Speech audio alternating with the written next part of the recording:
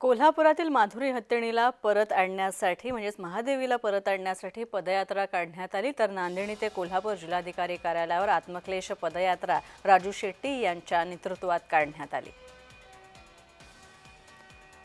पण पाहतोय महादेवी हत्तीणीला वनतारामध्ये पाठवण्यात आलेला आहे।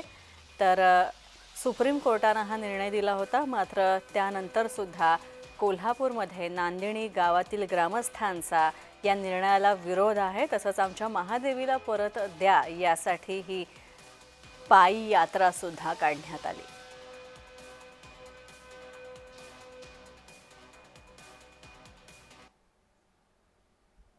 माधुरी हत्तीचा छळ होतो, तिला नीट सांभाळलं जात नाही, अशा प्रकारचे खोटे नाटे आरोप करून तिला भीक मागण्यासाठी वापरलं जातं, असाही आरोप पेटानं केलाय। खरं तर ही जी पेटा नावाची तथाकथित प्राणीमित्र संघटना आहे, ही अंबानी उद्योग समाजाची बटीक झालेली आहे आणि इकडून तिकडून तक्रारी करायच्या, खोट्या नाट्या तक्रारी करायच्या आणि प्राणी मिळवायचा आणि तो वनतरामध्ये जमा करायचा, हाच उद्योग या लोकांनी केलेला आहे।